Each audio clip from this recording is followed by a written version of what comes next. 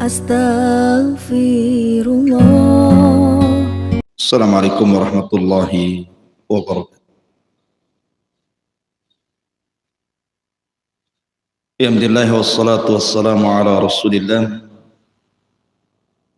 wa ala alihi wa sahbihi wa mawalah wa la hawla wa la quwata illa billahi wa ba'd. Alhamdulillah, di pagi hari ini telah melaksanakan salat subuh berjamaah. Kita bisa duduk untuk bertalabul ilmi di pagi hari ini. Salawat dan salam kita hadiahkan kepada Rasul kita Nabi besar Muhammad sallallahu alaihi wasallam. Lanjutkan kajian kita, masih membahas tafsir daripada surah Al-Fatihah, dan kita masuk pada ayat kedua, Ar-Rahman Ar-Rahim. Ma'asyiral muslimin yang dimuliakan Allah Subhanahu wa taala, apa itu Ar-Rahman Ar-Rahim?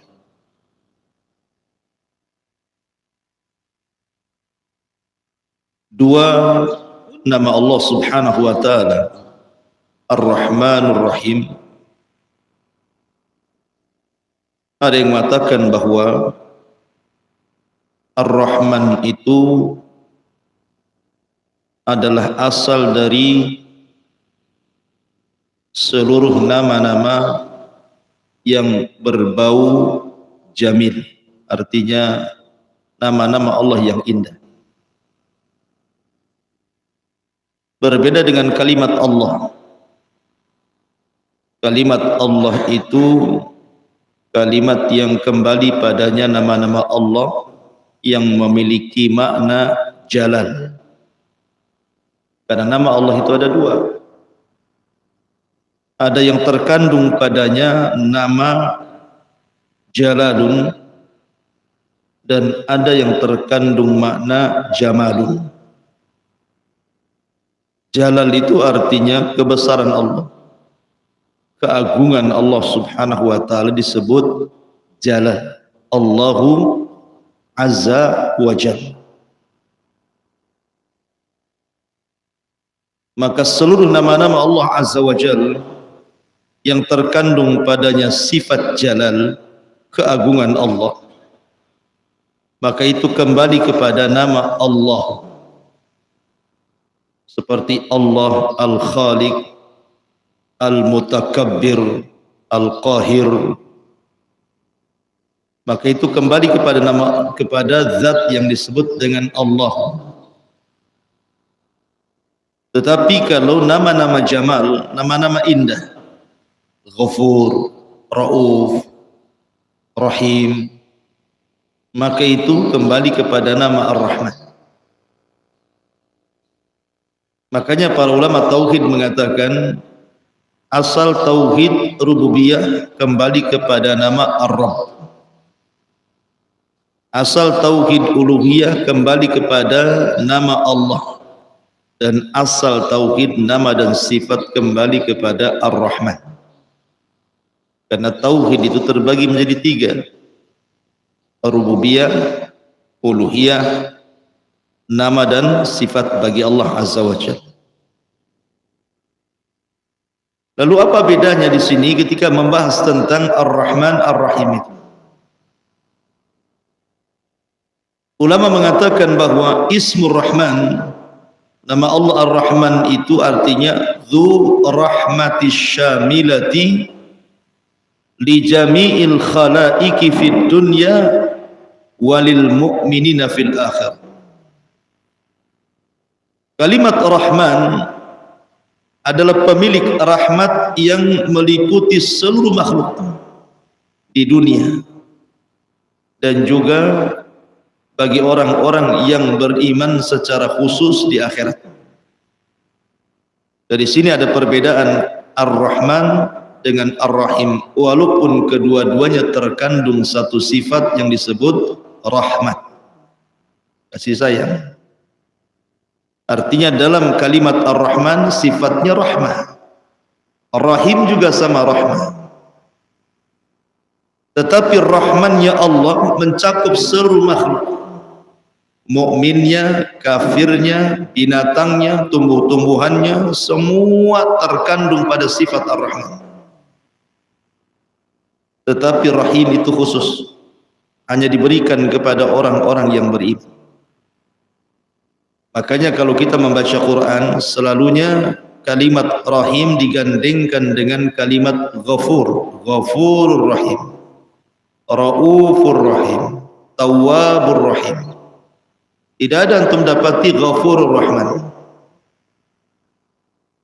ataupun Tawwabur Rahman, Raufur Rahman, tidak ada.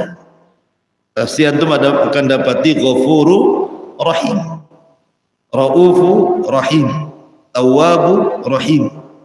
Ya, karena Rahim itu rahmat Allah yang hanya khusus bagi orang-orang yang beriman.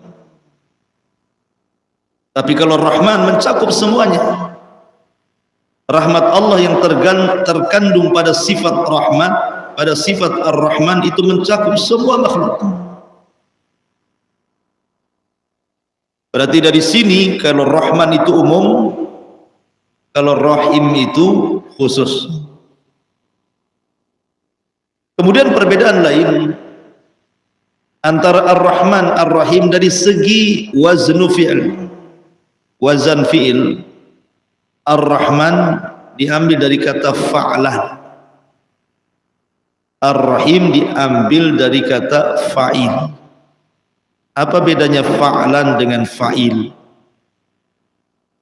Kalau fa'lan itu sesuatu yang tidak istimrar, tidak terus menerus, ada akhirnya. Kalau fa'il itu sesuatu yang tidak ada batasnya. Jadi kalau fa'lan itu ada batasnya, kalau fa'il itu tidak ada batasnya. Saya contohkan.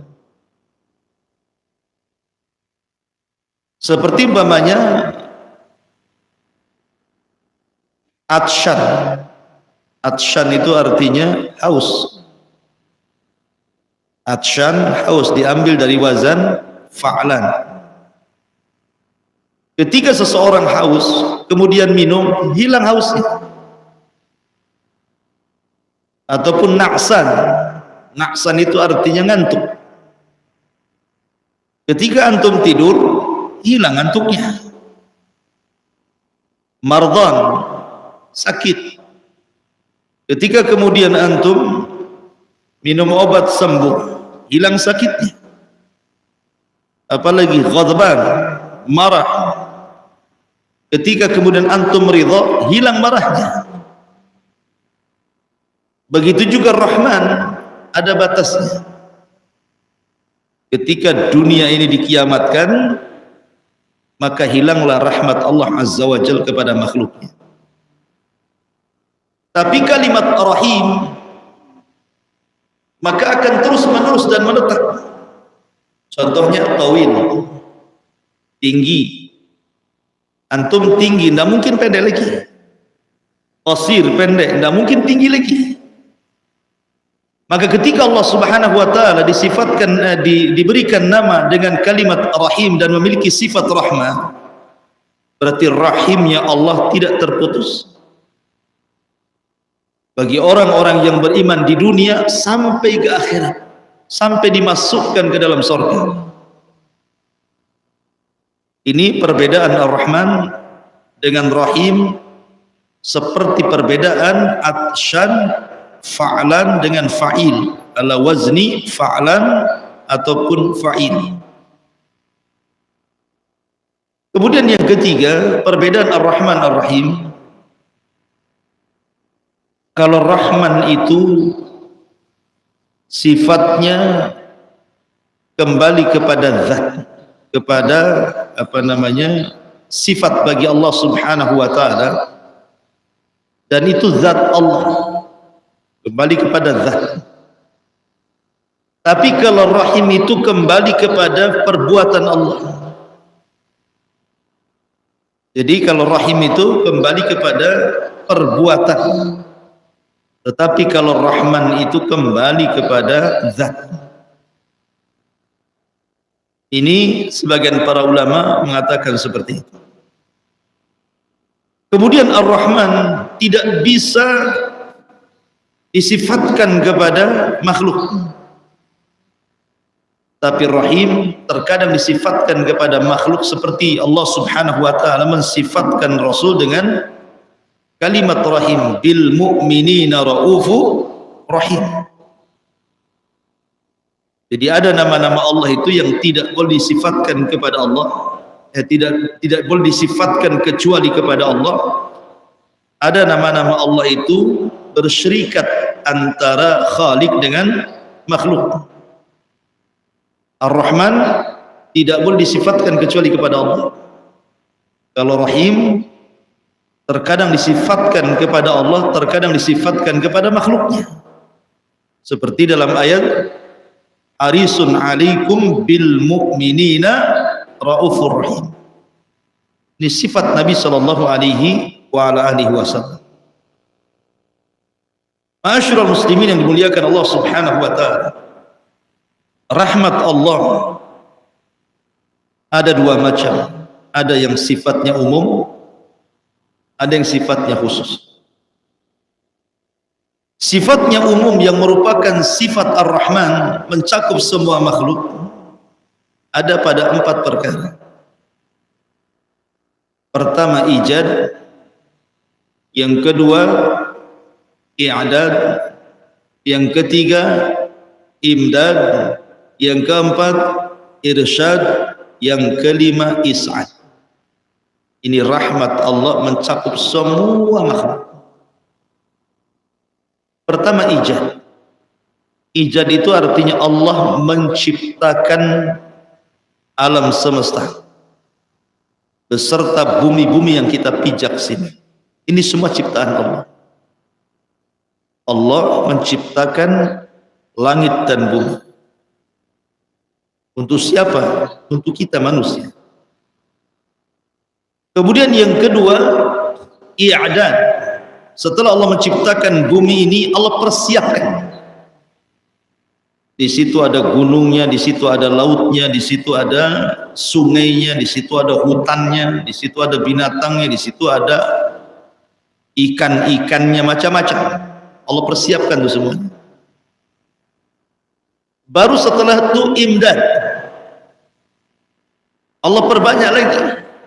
Terkadang satu buah-buahan itu bijinya banyak.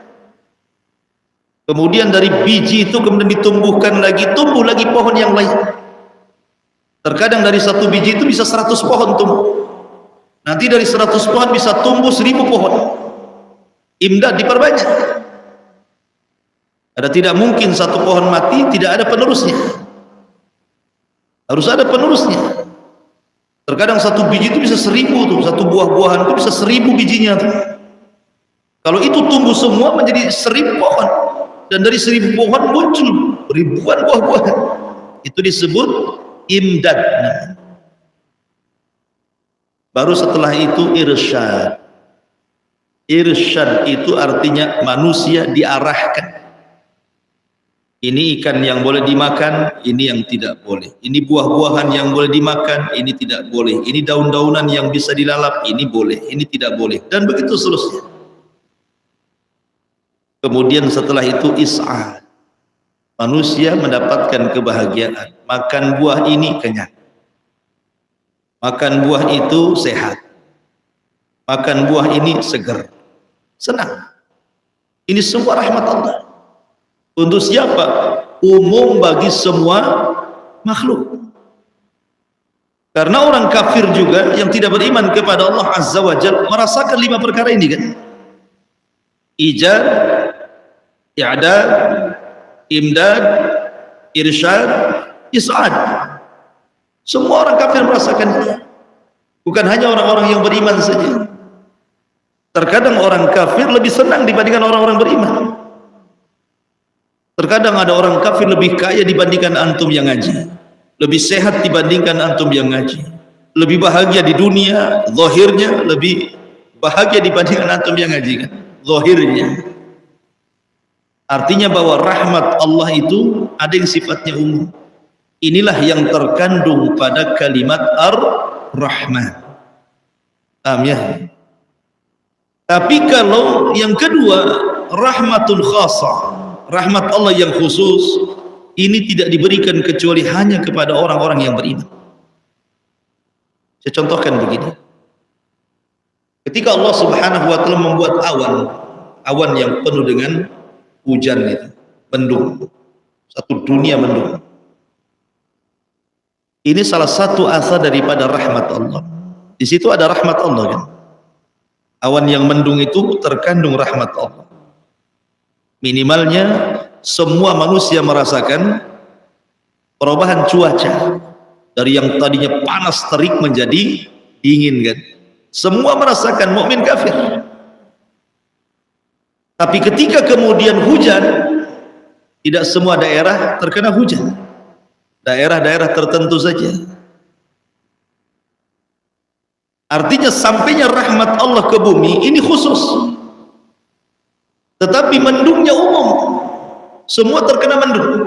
Tapi ketika hujan, terkadang hanya beberapa titik saja. Bahkan ada istilah kita hujan lokal.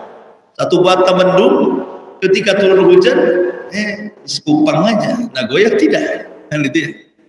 Ini namanya ketika awan itu mendung itu disebut rahmat umum.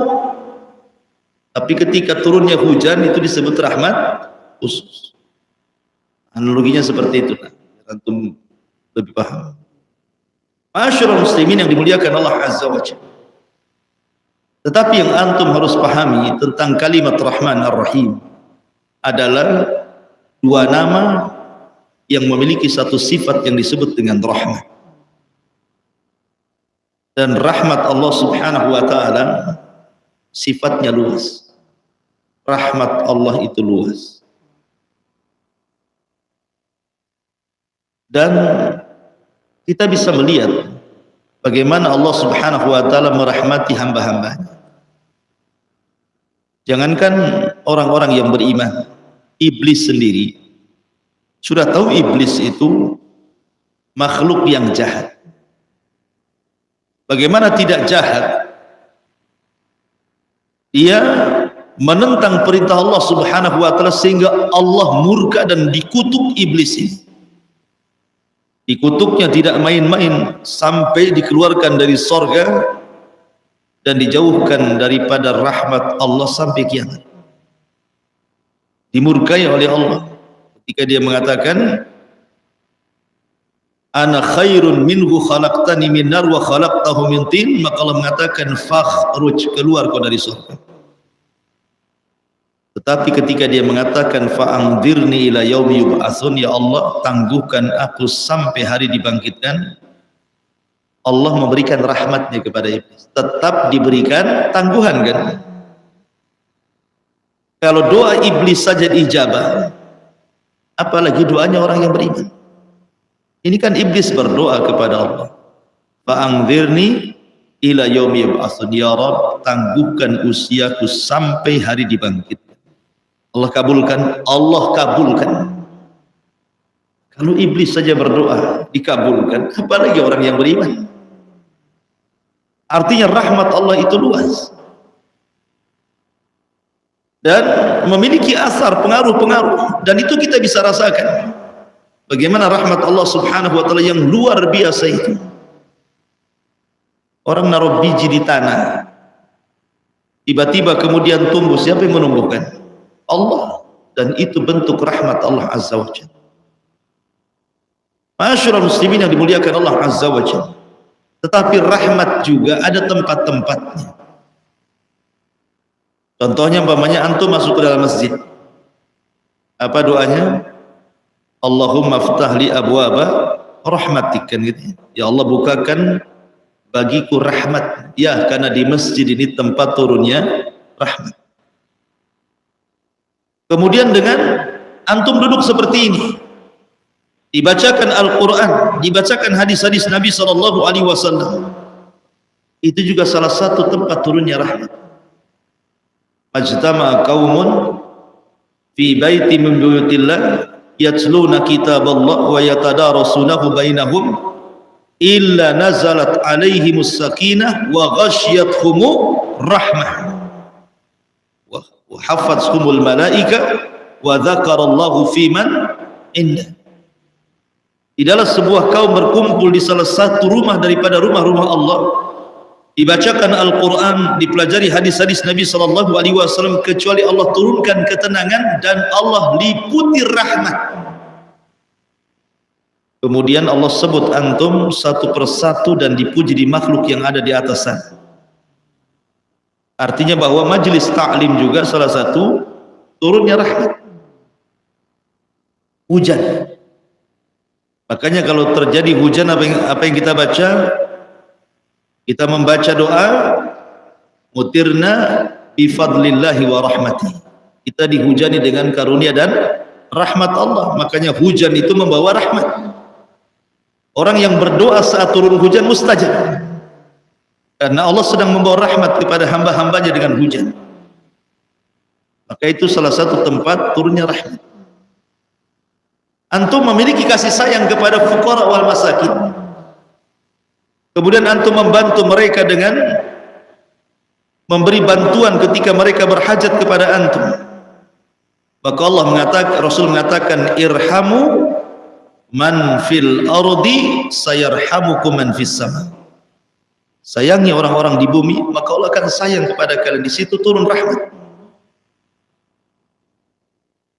Dan banyak lagi tempat-tempat rahmat.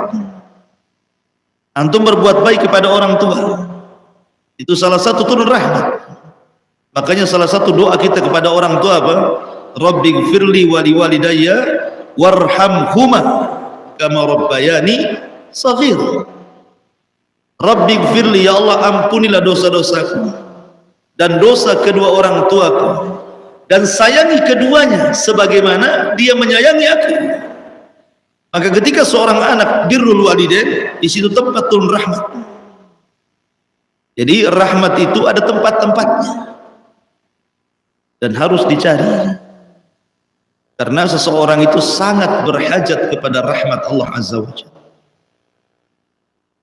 Makanya orang-orang masuk surga pun dimasukkan bukan karena amalan antum.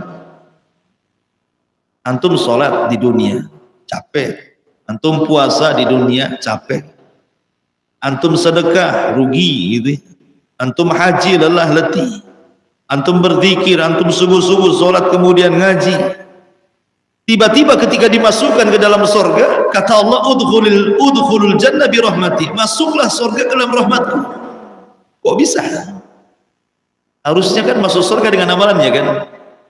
Harusnya saya masuk surga karena sholat, karena puasa, karena haji, karena zikir. Kenapa ketika giliran masuk surga Allah mengatakan udkhulul jannah bi rahmati, masuklah surga dengan rahmatku? Dari sini ada hubung kait antara ayat Ar-Rahman Ar-Rahim dengan ayat sesudahnya Maliki Yaumiddin. Nanti besok kita jelaskan tafsir. Apa hubung kait Ar-Rahman Ar-Rahim dengan Maliki Yaumiddin? Ma'asyiral muslimin yang dimuliakan Allah Azza wa Jalla, hubung kaitnya adalah ketika antum beramal soleh di dunia, kemudian masuk surga bukan karena amalan tapi karena rahmatnya. Sebagaimana ketika ada seorang Bani Israel, dari kecil tidak pernah maksiat, ibadah terus. Tiba-tiba dia berdiri di pintu surga, kemudian Allah katakan udkhulil jannah bi rahmati, masuk kau ke dalam surga dengan rahmat. Tak mau dia mengatakan, ya Rabb, aku ini ketika di dunia tidak pernah maksiat. Kalau seandainya aku ini pernah maksiat, kemudian kau katakan masuk ke dalam surga dengan rahmatmu, wajar. Tapi aku tidak pernah maksiat, masukkan aku dengan amalku. Dia tidak paham bahwa semua ibadah yang dilakukan kita ini taufik dari siapa? Dari Allah kan? Antum sholat karena antum dapat taufik dari Allah. Kalau antum tidak dapat taufik dari Allah, sholat antum nggak akan sholat. Antum bisa hadir di majelis ta'lim ini, taufik dari siapa? Allah. Makanya banyak orang yang tidak dapat taufik tidak ngaji. Antum puasalah, taufik dari siapa? Dari Allah. Kalau antum tidak dapat taufik, nggak akan antum puasa. Tidak mungkin antum ngaji, tidak mungkin antum zikir, tidak mungkin antum birrul walidain. Semua taufik dari Allah. Nah, kalau semua taufik dari Allah, sudah wajar orang masuk surga karena rahmat. Karena yang menggerakkan antum sholat juga Allah. Karena taufik dari Allah subhanahu wa ta'ala, hidayah yang Allah anugerahkan kepada kita berupa taufik ini yang menjadikan kita ibadah. Makanya orang masuk surga bukan dengan amalan, tapi dengan rahmat. Sebab kalau seandainya orang masuk surga karena amalan, dengan bahasa lain kita membeli surga dengan amalan kita, surga nggak mungkin kebeli. Bagaimana mungkin usia yang pendek 50, 60, 70 tahun sementara terpotong tidur, terpotong ngobrol, terpotong jualan, terpotong macam-macam, ibadahnya berapa? Tiba-tiba kemudian mendapatkan surga dengan kenikmatan segala-galanya, khalidina fiha abadan abidin gitu ya. Enggak imbang gitu bahasa kita. Berarti Allah memasukkan kita itu karena rahmatnya, karena kasih sayang Allah kepada kita. Sebagaimana Allah masukkan manusia ke dalam neraka itu karena keadilannya. Ma'asyiral muslimin yang dimuliakan Allah subhanahu wa ta'ala, saya ingin menggambarkan betapa luasnya rahmat Allah kepada hamba-hambanya, khususnya kepada hamba-hamba Allah yang beriman. Artinya kita akan fokus kepada kalimat Ar-Rahim. Ma'asyiral muslimin yang dimuliakan Allah azza wa jalla, saya akan contohkan beberapa kisah rahmat Allah kepada hamba-hamba Allah dari kalangan para nabi. Pertama, kisah Nabi Yunus alaihi salatu wassalam. Nabi Yunus alaihi salatu wassalam diutus ke sebuah negeri namanya Nainawa di Irak. Semua kaumnya kufur, tidak ada yang beriman, sehingga Yunus murka, kemudian mengancam kaumnya, kalau kalian tidak beriman, aku akan berdoa kepada Allah sebelum 3 hari akan turun azab kepada kalian. Hari pertama tidak ada tanda-tanda akan terjadi azab. Hari kedua juga sama. Hari ketiga belum muncul juga. Maka Yunus alaihi salatu wassalam meninggalkan kaumnya, padahal belum Allah izinkan. Sebenarnya Nabi Yunus tidak tahu bahwa kaumnya itu ketakutan, sehingga mereka bertobat kepada Allah tanpa sepengetahuan Nabi Yunus. Itu yang menyebabkan azab tidak turun. Tapi Nabi Yunus tidak tahu, dia sudah marah duluan, pergi dia dari Nainawa. Akhirnya dia safar, masuklah dia ke perahu. Tiba-tiba di tengah lautan, perahu itu berhenti tanpa sebab. Gelombang besar, perahu berhenti tanpa sebab. Siapa yang tidak khawatir? Karena takut perahu itu terbalik, maka berusaha orang-orang melemparkan beban berat perahu supaya perahu ringan. Tapi semua barang-barang sudah dijatuhkan, tetap juga perahu masih over kapasitas. Terpaksalah orang yang harus dibuang. Akhirnya kemudian terjadilah undian di antara mereka, siapa yang kira-kira diceburkan ke lautan untuk meringankan perahu supaya tidak terbalik. Rupanya setelah diundi, Nabi Yunus pula dalam undian itu keluar. Karena orang melihat dohirnya Nabi Yunus seorang alim, orang saleh, mereka tidak tega, diundi lagi. Rupanya dia lagi yang keluar. Berkali-kali dia lagi yang keluar. Nabi Yunus paham, oh ini ujian dari Allah subhanahu wa ta'ala. Akhirnya dia melemparkan diri dari kapal tersebut. Rupanya Allah sudah siapkan ikan besar, kemudian dimakanlah Yunus oleh ikan itu. Maka Yunus berada di 3 kegelapan. Gelap di perut ikan, gelap di dasar lautan, dan gelap di tengah malam. Kalau bukan karena rahmat Allah, Nabi Yunus tidak akan selamat. Karena logikanya orang seperti ini harus mati kan? Mana ada oksigen dalam perut ikan? Tapi semua karena rahmat. Makanya Nabi Yunus alaihi salatu wassalam langsung berdoa setiap hari. La ilaha illa ant subhanaka inni kuntu minadh dhalimin. La ilaha illa ant subhanaka inni kuntu minadh dhalimin. Akhirnya dengan rahmat Allah azza wa jalla, Nabi Yunus pun kemudian diselamatkan. Sehingga Allah subhanahu wa ta'ala mengatakan, kalau bukan karena tasbihnya Yunus, la labisa fi batnil hut ila yaumi yub'ats. Tentu Yunus akan tetap di perut ikan itu sampai hari dibangkitkan. Siapa yang menyelamatkan Nabi Yunus? Allah. Berkat apanya? Rahmat Allah kepada Yunus. Ini pertama. Yang kedua, Nabi Yusuf. Nabi Yusuf alaihi salatu wassalam, Allah subhanahu wa ta'ala selamatkan dari kaid ikhwani, tipu daya saudara-saudaranya. Coba bayangkan Nabi Yusuf alaihi salatu wassalam ketika itu usianya 10 tahun, anak kecil usia 10 tahun belum balik, dimasukkan ke dalam sumur oleh 10 saudaranya.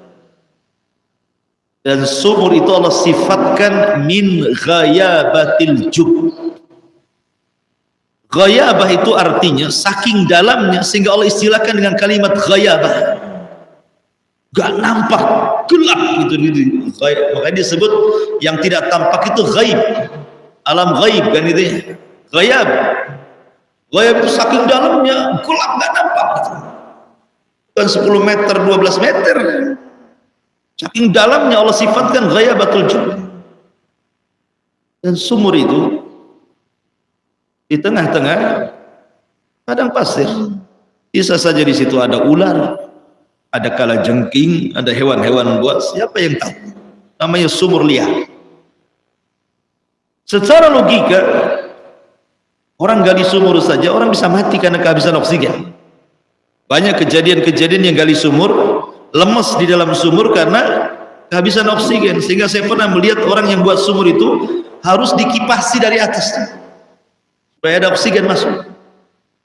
Nah ini Nabi Yusuf berada di kedalaman sumur itu, tetapi karena rahmat Allah subhanahu wa ta'ala, Allah tolong Nabi Yusuf. Datang para peniaga yang hendak mencari air, rupanya dapati sumur, ketika ditimba bukan dapat air, dapat anak kecil. Hadza gula, ini ada anak ini. Akhirnya dimasukkan ke dalam jualannya, dagangannya, dijual pula sampai di Mesir dengan harga murah, darahima ma'dudah. Dan itu bentuk rahmat Allah kepada Yusuf alaihi salatu wassalam, diselamatkan dari dalamnya sumur. Kemudian yang ketiga, Ibrahim alaihi salatu wassalam, ketika dia ketahuan menghancurkan patung-patung Namrud, akhirnya Namrud pun emosi dan marah dan mengatakan, a'anta fa'alta hadza bi alihatina ya Ibrahim? Apa yang melakukan ini wahai Ibrahim, menghancurkan patung-patung kami? Kata Ibrahim, bal fa'alahu kabirum hadza, yang melakukan itu patung yang gede, oh palunya di situ kok. Masa saya pula dituduh katanya. Ini tauriah. Ibrahim berdusta. Tapi Namrud paham lah, bukan orang bodoh. Bagaimana patung-patung yang tidak bisa bicara kok katakan dia yang melakukannya, katanya. Dari situ Ibrahim mematahkan hujah bahasanya. Kalau Tuhan itu tidak bisa bicara, macam mana kau minta sesuatu kepada dia? Tapi itu tidak dipahami oleh Namrud. Namrud ketika tidak bisa membantah hujah yang sangat kuat, maka Namrud pun mulai melakukan kekerasan kepada Ibrahim. Ahriku, bakar orang ini. Akhirnya kemudian Namrud mempersiapkan kayu bakar sehingga api menyala tinggi sekali. Ibrahim pun tidak bisa dimasukkan begitu saja, harus pakai manjanik. Itu manjanik itu ketepel. Orang dekat-dekat ini rumah kebakaran, mau dekat-dekat siapa yang bisa? Kadang jarak 100 meter aja masih panas kita ya. Macam mana memasukkan Ibrahim? Kecuali Ibrahimnya diikat dulu baru dibakar. Ini enggak dibakar dulu. Akhirnya bingung gimana masukannya. Terpaksa dimasukkan pakai ketepel. Ketepel Ibrahimnya taruh di sini, diginikan kan itu. Dilesatkan ke dalam api. Ketika Ibrahim melesat dari ketepel di tengah-tengah ke dalam api, datang para malaikat menawarkan, datang Jibril, datang Mikail, datang Israfil untuk menawarkan, datang para malaikat-malaikat. Tetapi Ibrahim mengajarkan tawakal yang kuat kepada kita. Amma ilaika fala wa amma ilallahi fabala. Adapun aku harus meminta pertolongan kepadamu, tidak. Tetapi kalau aku meminta pertolongan kepada Allah, ya. Dari situ dia mengatakan hasbunallah wa ni'mal wakil, ni'mal maula wa ni'man nasir. Ibrahim masuk ke dalam api, maka Allah katakan kepada Ibrahim, qul ya Ibrahim, ya naru kuni bardan wassalaman ala Ibrahim. Api jadilah dingin, selamatkan Ibrahim. Ibrahim diselamatkan dari api yang secara logika harus terbakar hangus. Itu karena rahmat kasih sayang Allah. Allah berikan rahmat kepada Ibrahim sehingga Ibrahim diselamatkan. Kemudian kisah yang keempat, kisah Nabi Musa. Nabi Musa alaihi salatu wassalam 2 kali hampir dibunuh oleh Fir'aun. Kalau bukan rahmat Allah, Musa tidak akan selamat dari Fir'aun. Pertama, ketika Asya bintu Muzahim menemukan kotak di Sungai Nil. Kemudian pas dibuka rupanya bayi. Fir'aun datang dan hampir membunuhnya. Jangan-jangan ini bayi Bani Israel yang dimaksud dalam mimpi. Tapi Asya bintu Muzahim datang dan mengatakan, jangan kau bunuh wahai suamiku. Boleh jadi bayi ini menjadi qurratu ainin li walak, kata. Boleh jadi anak ini nanti kalau besar akan jadi penyejuk mata untukku dan kamu. Kata Fir'aun, tidak, untukmu tidak untukku, kata. Seandainya Fir'aun mengatakan iya, tentu Fir'aun dapat hidayah. Tapi dia mengatakan la qurratu ainin lak walaysa li. Ya, itu boleh jadi penyejuk mata bagimu, tapi tidak untukku. Dari sini Fir'aun tidak jadi membunuh Nabi Musa. Kenapa? Dia melihat istrinya, karena Fir'aun itu sangat cinta dengan istrinya Asya bintu Muzahim. Kemudian yang kedua, ketika Musa sudah beranjak agak besar, sudah bisa merangkak, digendong sama Fir'aun, ditarik janggutnya, hampir tersungkur loh Fir'aun. Musa ini kuat, padahal masih bayi itu, taruh janggutnya, hampir tersungkur Fir'aun itu. Kurang ajar bahasa kita yang gini. Jangan-jangan ini pula bayi-bayi Israel nih. Oh, bayi-bayi kok punya tenaga kayak orang dewasa gitu kan. Ketika itu datang Asya bintu Muzahim, jangan kau bunuh. Itu bukan bayi yang kau maksud. Kalau kau tidak percaya, uji dia. Bagaimana caranya? Letakkan api, bara api, arang yang sudah dibakar itu. Kemudian letakkan tamar, kurma. Nah, suruh Musa merangkak, mana yang diambil dia. Kalau dia berakal, pasti dia akan mengambil tamar. Berarti Musa harus dibunuh. Kalau dia mengambil bara api, berarti Musa tidak berakal. Berarti bukan ini yang dimaksud bayinya. Hampir-hampir Musa mengarah ke tamar, dibelokkan sama Jibril, akhirnya mengarah ke jamrah, ke bara api itu. Dimakanlah bara api itu, namanya anak-anak kan, menunjukkan Musa tidak berakal. Tapi sebab dia makan bara api, itulah pelatlah lidah Musa, sehingga dia ketika sudah dewasa, dia tidak memiliki kefasihan bicara. Wala yakadu yubin, kata Fir'aun. Oh, ini tidak bisa memahami, kau tidak fasih. Makanya Musa berdoa, Rabbi israh li sadri wa yassir li amri wahlul uqdatan min lisani yafqahu qawli. Ya Allah, hilangkan velat ini, gagap-gagap ini.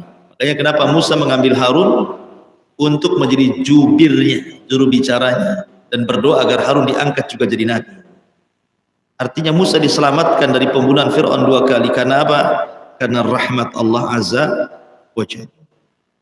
Kemudian kisah Maryam, dari tuduhan orang-orang, bagaimana mungkin seorang wanita yang afifah, yang menjaga kehormatannya, tidak pernah keluar dari mihrabnya, tiba-tiba kemudian hamil di usia 15 tahun.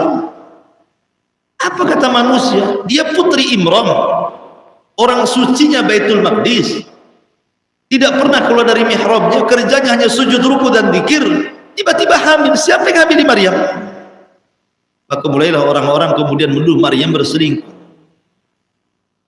Jadi jangan-jangan Maryam ada perselingkuhan dengan rahib-rahib di Baitul Maqdis, sehingga kemudian hamil dan melahirkan. Tapi Maryam wanita suci dan tidak pernah melakukan perzinahan.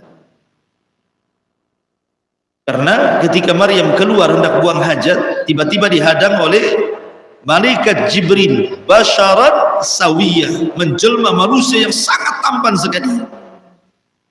Sampai Maryam mengatakan a'udzu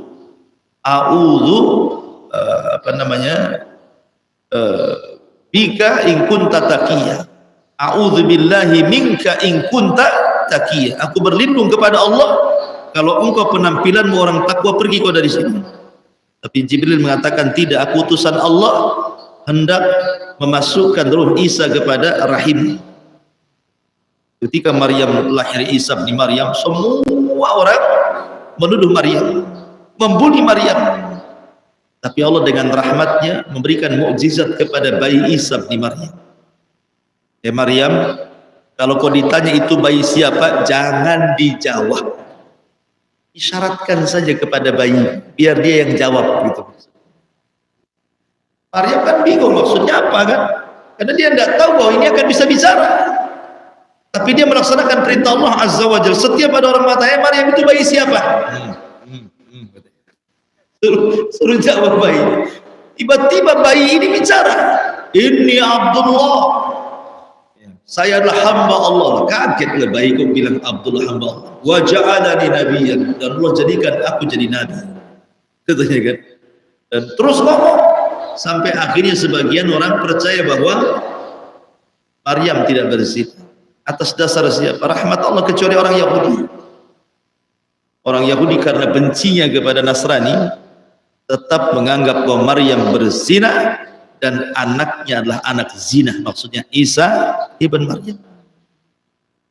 Dan ketika orang-orang kemudian percaya bahwa itu bukan bayinya, hasil selingkuhan atau berzina, maka ini siapa yang kemudian orang meyakinkan sampai Isa bicara seperti itu kalau bukan karena rahmat Allah Subhanahu wa ta'ala. Kemudian kisah Ismail ketika hendak disembelih Ibrahim. Bagaimana Ibrahim alaihi salatu wassalam diberikan ujian oleh Allah Azza wa Jalla untuk menyembelih putranya Ismail dengan dasar mimpi. Kemudian Ibrahim mengatakan, ya bunai, inni ara fil manami anni adbahuka fangdur madza tara. Hai anakku, semalam aku bermimpi ku sembelih dirimu, cemana pendapatmu? Kalau seandainya antum bermimpi seperti itu, besoknya diceritakan kepada anak antum, kira-kira jawaban anak antum apa? Bapak aja lah kan, sudah tua katanya. Tapi Ismail alaihi salatu wassalam mengatakan, ya abatif al ma tu'mar satajiduni insyaallahu minas sabirin. Kalau ini perintah Allah, lakukan saja. Tanpa ada keraguan Ismail mengatakan seperti itu. Ketika pisau sudah di tengkuknya sini dan sudah diiris-iris seperti ini, Allah buat tumpul pisau itu. Ada sudah diiris-iris gini, tapi tidak ada satu pun luka. Allah buat tumpul pisaunya, menunjukkan apa? Ibrahim sungguh-sungguh nyembelih. Karena sudah diiris-iris begini kan, berarti kesungguhan. Ketika itulah datang suara dari langit, an saddaqta ru'ya, engkau sudah membenarkan mimpimu Ibrahim. Dari situ Allah katakan, wa fadainahu bidhibhin adhim wa taraknahu lil akhirin. Kami ganti Ismail dengan sembelihan yang besar, maksudnya kambing. Akhirnya Ismail tidak jadi disembelih, maka kambing itulah yang disembelih. Diselamatkan Ismail dari penyembelihan itu berkat rahmat dan kasih sayang Allah. Tidak jadi disembelih. Kemudian juga kisah Nuh alaihi salatu wassalam. Bagaimana rahmat Allah subhanahu wa ta'ala kepada Nuh alaihi salatu wassalam. Ketika Kan'an putranya Nuh tidak mau naik ke perahunya. Sementara banjir itu besar sekali. Banjir itu, kalau seandainya Nuh tetap memaksa Kan'an masuk ke dalam perahunya dan terus mengejar Kan'an, bisa saja perahu itu terguling. Tapi Allah subhanahu wa ta'ala dengan rahmatnya mengatakan, innahu laysa min ahli, itu bukan keluarga wahai Nuh, pergi kamu selamatkan dirimu. Makanya kemudian Nuh pun naik ke perahu dan menyelamatkan orang-orang yang beriman dan membiarkan Kan'an tenggelam, karena itu bukan keluarganya. Dan diselamatkan Nuh alaihi salatu wassalam dengan mengatakan innahu laysa min ahlik, dia bukan keluargamu. Ini rahmat siapa kalau bukan Allah subhanahu wa ta'ala? Ma'asyiral muslimin, ini cerita para nabi. Sekarang cerita orang-orang terdahulu. Ma'asyiral muslimin yang dimuliakan Allah azza wa jalla, di zaman Bani Israel ada seorang wanita pelacur. Taulah wanita pelacur. Zina itu salah satu dosa dari dosa-dosa besar dan menjauhkan manusia dari rahmat Allah azza wa jalla. Karena kita tahu bahwa yang namanya azab itu lawan daripada rahmat. Ketika antum mendefinisikan rahmat, apa itu rahmat? Orang dijauhkan dari rahmat, maksudnya didekatkan dengan azab. Ya, kalau didekatkan dengan azab berarti dijauhkan dari rahmat. Ketika didekatkan dengan rahmat berarti dijauhkan dari azab. Jadi lawan daripada rahmat itu azab, itu maksudnya. Makanya perhatikan ketika Allah mengatakan inna arsalnaka illa rahmatan lil alamin. Sesungguhnya kami utus engkau wahai Muhammad kepada manusia itu sebagai rahmat.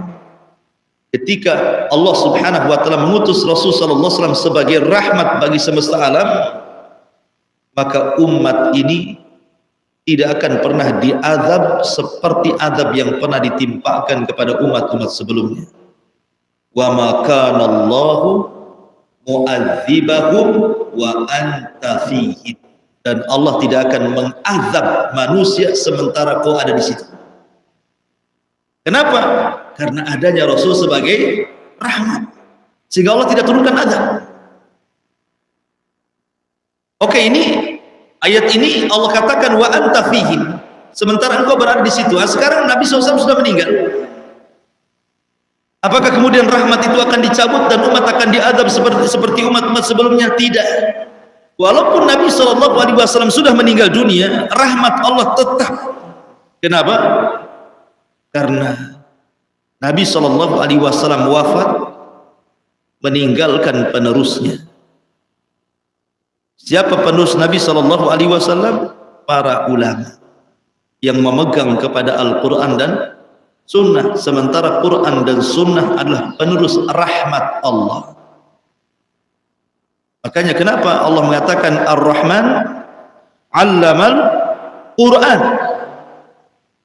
Ar-Rahman 'allamal Quran. Jadi Quran itu membawa rahmat. Sementara ada Quran di bumi, tidak akan turun azab. Maksudnya azab seperti azab-azab umat terdahulu. Sebab kalau Allah memurka kepada sebuah kaum umat dahulu, habis, tak tersisa.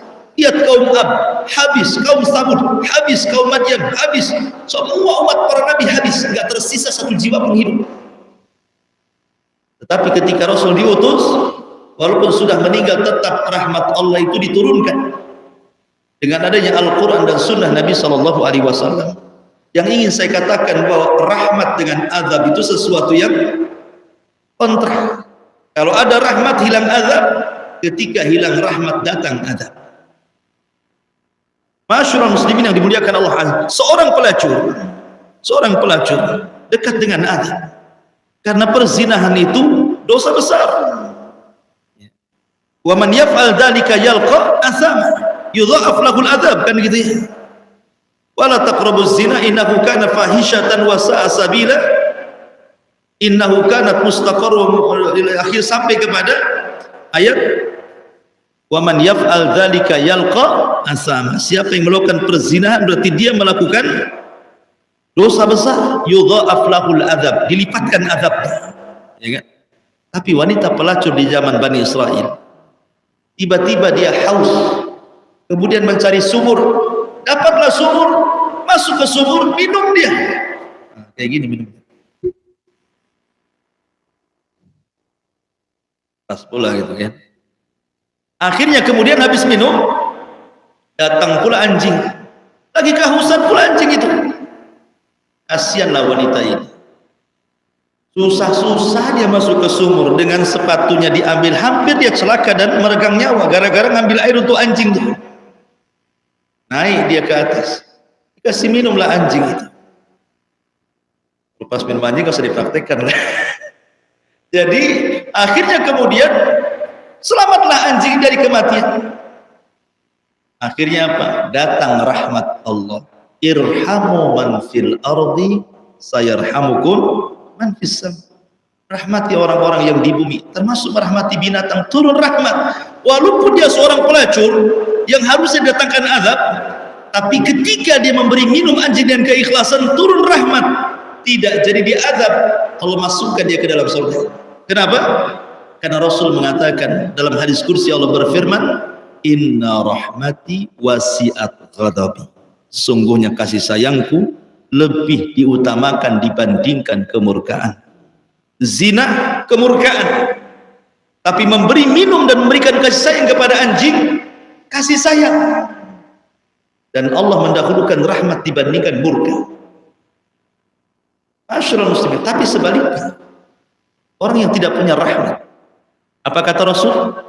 Udzibatim ra'atu fi hirratin habasatha. Ada seorang wanita masuk neraka gara-gara seekor kucing, kata Nabi. Kenapa orang ini masuk neraka gara-gara seekor kucing? Karena dia rawat kucing ini, tidak kasih makan, tidak kasih minum, akhirnya dia makan dari hashisal ard, dari binatang-binatang bumi, akhirnya mati kelaparan, mati kehausan. Kata Rasul, udzibatin ra'atu fi hirratin habasatha. Wanita itu diazab gara-gara kucing yang ditahannya sehingga dia mati. Ketika dia tidak punya rahmat kepada binatang, Allah cabut kasih sayangnya, Allah kirim azabnya, masuk ya ke neraka. Ya. Masyaallah muslimin yang dimuliakan Allah Azza wa Jalla. Kemudian kisah yang lain. Dahulu di zaman Bani Israel, ada rajulun asrafa nafsah. Jadi orang ini berbuat dosa, terus tak pernah dia mengamalkan amal satupun. Kenapa kita tahu dia tidak pernah mengamalkan amalan satupun? Dari sabda Nabi yang ngomong bahwa orang ini tidak pernah melakukan amalan satu amal pun. Artinya apa? Sepanjang hayatnya jahat. Harusnya orang begini masuk neraka kan? Karena tidak pernah berbuat baik masalahnya. Mulai dari lahir sampai wafat pun tidak ada kebaikan, jahat semuanya. Tetapi ketika dia sakaratul maut, dia merasakan takut yang luar biasa. Takutnya luar biasa. Takut menghadap Allah Azza wa Jalla. Sampai dia mengatakan, kalau Allah takdirkan aku sanggup dibangkitkan, pasti Allah akan azab yang belum pernah diazab kepada siapapun di alam semesta ini. Saking takutnya dia kumpulkan anak-anaknya dan mengatakan, nah, kalau aku mati, bakar jasad. Kalau sudah jadi abu ini kau tebar di semua air lautan di bumi.